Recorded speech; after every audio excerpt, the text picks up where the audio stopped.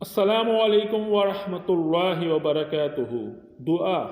سورہ فاتحہ ایک عجیب مربوط تشریح۔ سورہ فاتحہ واقعی عجیب ہے۔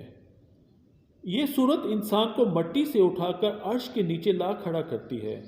ہمیں عدم سے وجود میں لانے والا، پیدا کرنے والا اللہ الحمدللہ۔ پھر ہمیں پالنے والا کون؟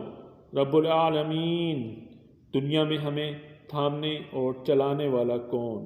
الرحمن مہربان۔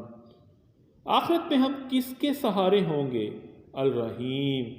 ہمیں دار دنیا سے آخرت منتقل کرنے والا اور وہاں ہمیں انصاف دینے والا مالک یوم الدین۔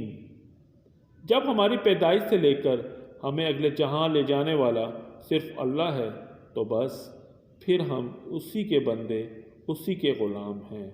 ایاک نعبد، ہم تیری ہی عبادت کرتے ہیں۔ جب غلامی اس کی اختیار کی تو اب مدد کے لیے بھی صرف اسی کے سامنے جھکیں گے۔ وَإِيَّاكَ نَسْتَعِينُ، مانگو کیا مانگتے ہو یا اللہ، آپ سے آپ ہی کو مانگتے ہیں، وہ راستہ جو سیدھا آپ تک پہنچا دے۔ اہدنا الصراط المستقیم، اور ہمیں انعام یافتہ افراد میں شامل کرا دے۔ صراط الذین انعمت علیہم، راستہ ان لوگوں کا جس پر آپ نے انعام کیا، اور ہمیں گمراہی اور آپ کے غضب سے بچا دے۔ غیر المغضوب علیہم ولا الضالین، آمین یا رب العالمین۔